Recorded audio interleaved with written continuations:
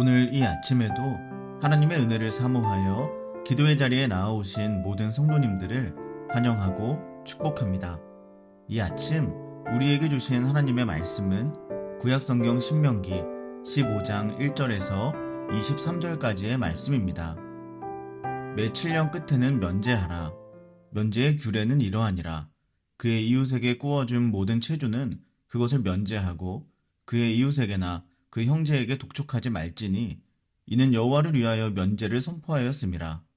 이방인에게는 내가 독촉하려니와 내 형제에게 구워준 것은 내 손에서 면제하라.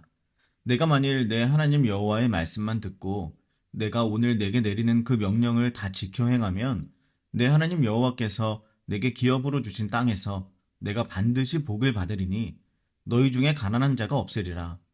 내 하나님 여호와께서 내게 허락하신 대로 내게 복을 주시리니 내가 여러 나라에 구워줄지라도 너는 꾸지 아니하겠고 내가 여러 나라를 통치할지라도 너는 통치를 당하지 아니하리라. 내 하나님 여호와께서 내게 주신 땅 어느 성읍에서든지 가난한 형제가 너와 함께 거주하거든 그 가난한 형제에게 내 마음을 완악하게 하지 말며 내 손을 움켜쥐지 말고 반드시 내 손을 그에게 펴서 그에게 필요한 대로 쓸 것을 넉넉히 구워주라. 삼가 너는 마음에 악한 생각을 품지 말라. 곧 이르기를 일곱째 해 면제년이 가까이 왔다 하고 내 궁핍한 형제를 악한 눈으로 바라보며 아무것도 주지 아니하면 그가 너를 여호와께 호소하리니 그것이 내게 죄가 되리라.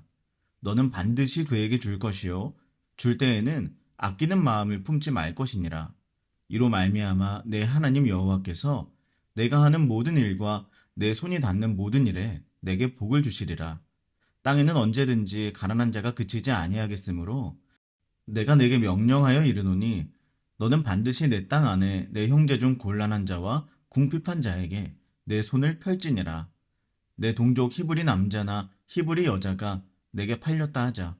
만일 6해 동안 너를 섬겼거든 일곱째 해에 너는 그를 놓아 자유롭게 할 것이요 그를 놓아 자유하게 할 때에는 빈손으로 가게 하지 말고 내 양무리 중에서와 타작 마당에서와 포도주 틀에서 그에게 후히 줄지니 곧 내 하나님 여호와께서 내게 복을 주신 대로 그에게 줄지니라. 너는 애굽 땅에서 종 되었던 것과 내 하나님 여호와께서 너를 속량하셨음을 기억하라. 그것으로 말미암아 내가 오늘 이같이 내게 명령하노라. 종이 만일 너와 내 집을 사랑함으로 너와 동거하기를 좋게 여겨 내게 향하여 내가 주인을 떠나지 아니하겠노라 하거든 송곳을 가져다가 그의 귀를 문에 대고 뚫으라. 그리하면 그가 영구히 내 종이 되리라. 내 여종에게도 그같이 할지니라. 그가 6해 동안에 품꾼의 삭새 배나 받을 만큼 너를 섬겼은즉 너는 그를 놓아 자유하게 하기를 어렵게 여기지 말라. 그리하면 내 하나님 여호와께서 내 범사에 내게 복을 주시리라. 내 소와 양의 처음 난 수컷은 구별하여 내 하나님 여호와께 드릴 것이니 내 소의 첫 새끼는 부리지 말고 내 양의 첫 새끼의 털은 깎지 말고 너와 내 가족은 매년 여호와께서 택하신 곳 내 하나님 여호와 앞에서 먹을지니라. 그러나 그 짐승이 흠이 있어서 절거나 눈이 멀었거나 무슨 흠이 있으면 내 하나님 여호와께 잡아 드리지 못할지니 내 성중에서 먹되 부정한 자나 정한 자가 다 같이 먹기를 노루와 사슴을 먹음같이 할 것이요 오직 피는 먹지 말고 물같이 땅에 쏟을지니라. 아멘. 하나님께서는 어제 11조 규례에 이어서 오늘은 보다 이상적이고 큰 도전의 말씀을 주십니다. 바로 채무 면제의 규례, 가난한 이들을 위한 규례, 종 해방에 관한 규례들입니다. 먼저 채무 면제의 규례는 7년마다 이루어지는데 매 7년이 되는 해에는 채권자가 빚을 상환받을 수 있는 권리를 포기하라는 것입니다. 빚을 경감해 주거나 독촉하지 않는 정도를 넘어서 아예 면제해 주라는 것입니다. 이는 레위기 25장 말씀에서 말씀하는 안식년과 그 궤를 같이 한다고 볼 수 있습니다. 안식년을 가지라는 말씀은 매 7년째 되는 해에는 땅을 쉬게 하라는 말씀인데요. 땅을 쉬게 하라는 뜻은 곧 그 땅을 경작하는 주인이나 일꾼들이 쉬라는 의미이죠. 그러니 안식년에는 일에서 얻는 소출이 생기지 않습니다. 그렇다면 그 해에는 아무 일도 일어나지 않느냐? 그렇지는 않습니다. 레위기 25장 6절을 쉬운 성경으로 보면 땅이 쉬는 해에는 땅이 너희에게 먹을 것을 낼 것이다. 이렇게 말씀하고 있듯이 경작하지 않아도 자연스럽게 땅에서 나는 소출이 어느 정도 있다는 것입니다. 그래서 안식년에는 그것을 먹는 것입니다. 다만 자연스레 땅이 맺은 소출이니 그 땅의 주인만이 아니라 종들, 품꾼들, 거류민들, 심지어 가축과 들짐승까지 모두가 함께 그것을 나누라는 것이죠.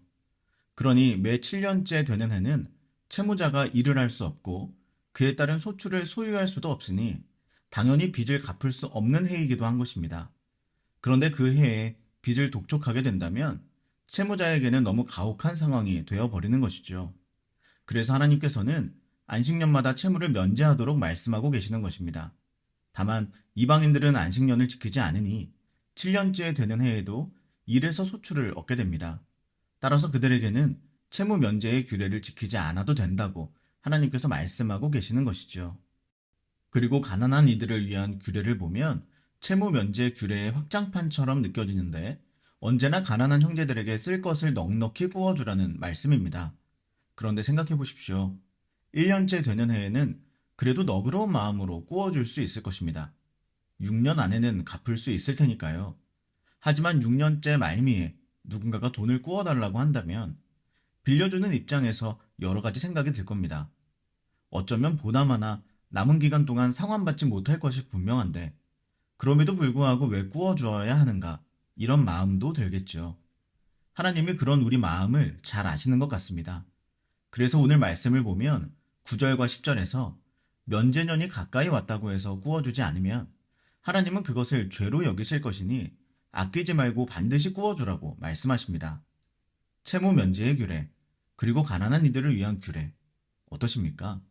저는 변명의 여지가 없이 채무자, 그리고 가난한 자로서 이 시대를 살아가고 있는 사람으로서 이 말씀이 엄청나게 부담스럽게 다가오지는 않습니다. 저에게는 오히려 은혜의 말씀이죠. 그러나 그럼에도 나도 오늘 이 말씀을 직접적으로 누군가에게 적용해야 한다면 오히려 나도 채무자이고 나도 가난한데 나보다 더 그러한 사람들에게 이렇게까지 대해야 한다는 것이 비단 가볍게만 느껴지지는 않습니다. 그럼 부자이신 분들은 조금 마음이 편하실까요? 그렇지 않을 겁니다. 제가 10,000원, 100,000원, 100만 원 정도의 고민이라면 다른 분들은 수천만 원, 수억 원 어치의 고민이 있으실 테니까 말입니다. 그런데 오늘 말씀은 여기에 그치지 않습니다. 바로 종해방에 관한 규례까지 말씀합니다. 그들은 농업, 건설, 가사노동 등 다양한 분야에서 노동력을 제공했습니다. 그리고 당시 사회에서 이러한 노동력은 그들의 주인에게 생산력과 이익을 가져다 주는 중요한 자산이었죠. 그러니 종을 해방해 준다는 것은 단지 얼마의 금전적 손해 정도에 그치는 것이 아닙니다. 주인 입장에서는 종 하나를 해방하는 것은 상당한 손실을 염두해야 하는 것이죠.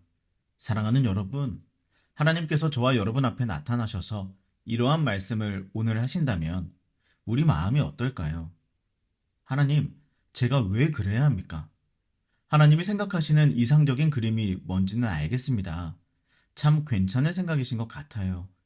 그런데 그럼 저는 어떻게 삽니까?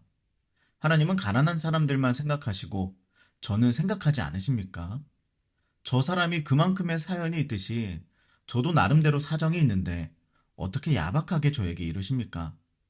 지난 6년 동안 열심히 일한 저와 그동안 실패만 했던 사람들을 동등하게 여기시는 것은 불공평합니다. 저는 아마도 이런 마음이 들었을 것 같습니다. 당시 이스라엘 백성들도 마찬가지였겠죠. 그래서 하나님은 이 모든 것을 행할 수 있는 비결 하나를 알려주십니다. 그것이 본문 19절에서 23절 말씀인데요. 20절에 보면 어제에 이어서 또다시 여호와께서 택하신 곳이라는 장소가 나오는데 이곳은 예배하는 곳이라고 했습니다. 즉 하나님께 나아와 예배드리며 하나님으로부터 무한한 공급을 받음으로써 이 모든 것을 은혜의 원리에 입각하여 실천할 수 있도록 하신 것입니다. 처음 태어난 소와 양을 하나님께 드리고 그것을 함께 먹으면서 생명이 하나님의 것이며 하나님이 우리를 먹이시고 살리신다는 믿음을 확고히 하면서 그 믿음 안에 거할 때 비로소 하나님이 주신 규례들을 지킬 수 있다는 것입니다. 컵이 하나 있다고 생각해 보십시오. 그 컵에 누군가가 계속 물을 붓고 있습니다. 조금씩 컵에 물이 차오르겠죠. 그리고 머지않아 물이 컵을 가득 채우게 될 것입니다. 그런데 그래도 물이 계속 부어진다면 어떻게 될까요? 그때부터는 물이 계속 컵 밖으로 빠져나갈 것입니다. 그런데 컵 밖으로 빠져나가는 물이 아깝다고 공급되는 물을 차단하면 어떻게 될까요?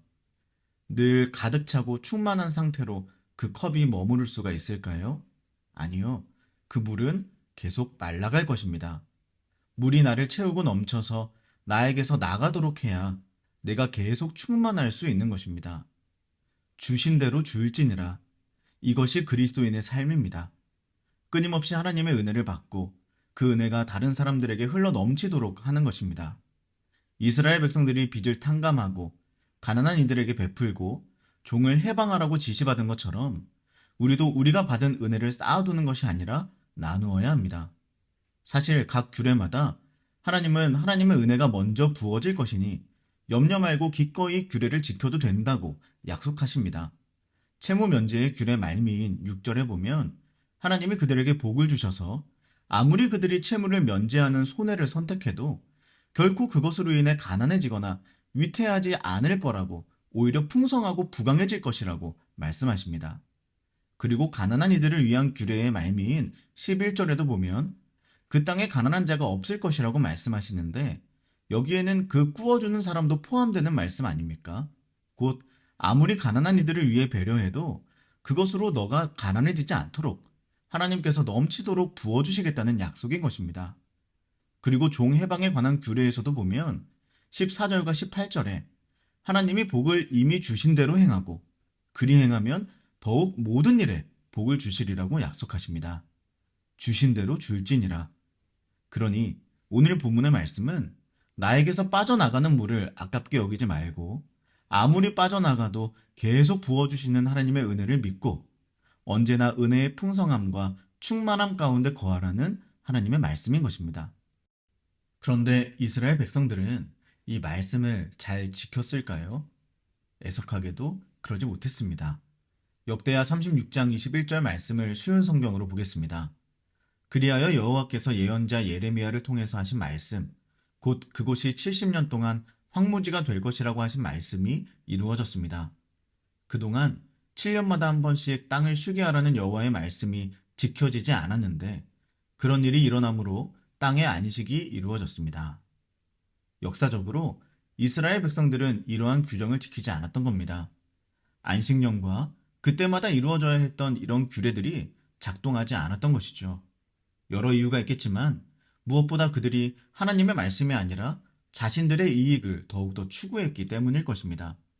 안식년을 지키지 않아 땅을 쉬게 하지 않았고 계속 일하여 소출을 쌓아두는 일에 힘썼고 그에 따라 안식년에 모두가 함께 나누는 자비로운 일들이 사라져버렸습니다. 그러니 당연하게도 채무 면제를 실천하지도 않았으며 종을 해방하는 일은 더더욱 그랬습니다. 그리하여 결국 하나님의 말씀을 어기고 하나님이 주신 하나님 나라 백성으로서의 정체성을 무시한 그들에게 하나님의 진노와 국가적인 재앙이 임하여 바벨론 포로로 잡혀가게 된 것입니다. 사랑하는 여러분, 이 말씀 이스라엘 백성들이 받았으나 지키지 못했습니다.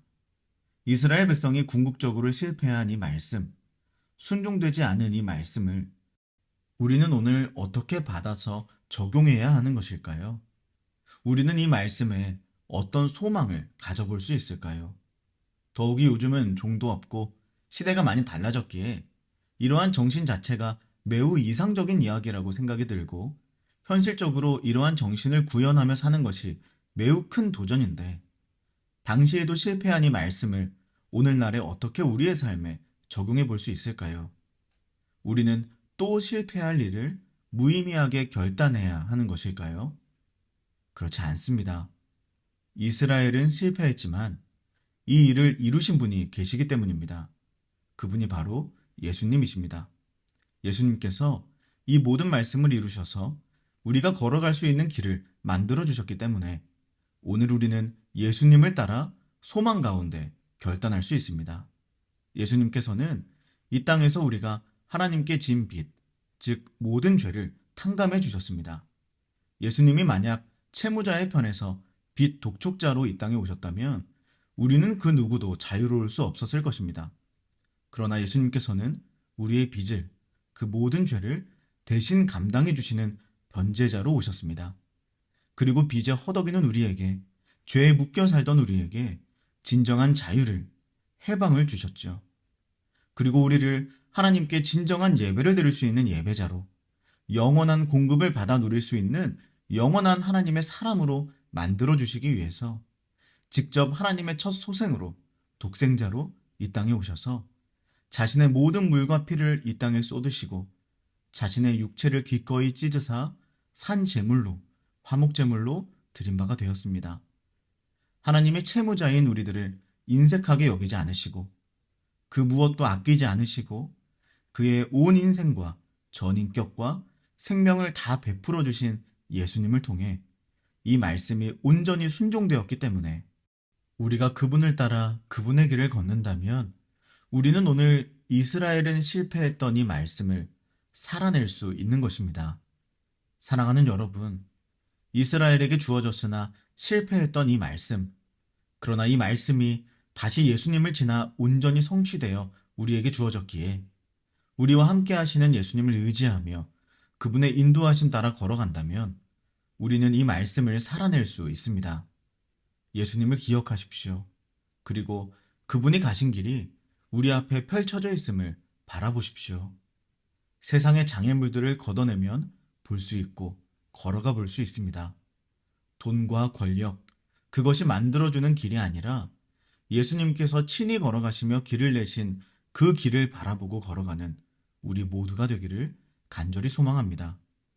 하나님께 죄의 빚을 진 우리를 향해 독촉자가 아닌 변제자로 오신 예수님을 기억하고 나 또한 예수님을 따라 예수님을 닮은 이 하루를 살아갈 수 있기를, 그의 모든 인생을 하나님을 향한 순전한 예배로 올려드리시고 마침내 십자가에서 물과 피를 모두 쏟으시며 자신의 육체를 찢어 화목제물로 영원한 제사를 드리신 예수님처럼 우리도 오늘 하나님 앞에 우리의 것을 드리며 우리의 삶과 우리의 소유와 우리의 시간과 재정보다 더 중요한 하나님을 예배하는 저와 여러분 될 수 있기를 주님의 이름으로 간절히 축복합니다. 기도하겠습니다. 오늘 예수님을 의지하여 하나님의 규례를 따라 살며 예수님이 보여주신 사랑과 자비를 넘치도록 실천하게 하소서. 우리의 삶이 항상 은혜로 충만하게 하시어 그 은혜가 다른 이들에게도 아낌없이 흘러가게 하소서. 그리고 우리 개인의 기도 제목을 놓고 우리의 가정과 다음 세대 자녀들, 사랑하는 청년들을 위해 기도해 주십시오. 또한 임시거처에서 예배드리고 있는 우리 교회에 하나님이 예비하신 예배 장소를 허락해 주시기를, 그리고 그 모든 과정이 은혜의 여정이기를 기도해 주시기 바랍니다. 마지막으로 나라와 민족과 온 열방에 하나님 나라가 세워지기를 한마음과 한뜻으로 기도하며 나아가겠습니다. 함께 기도하시겠습니다.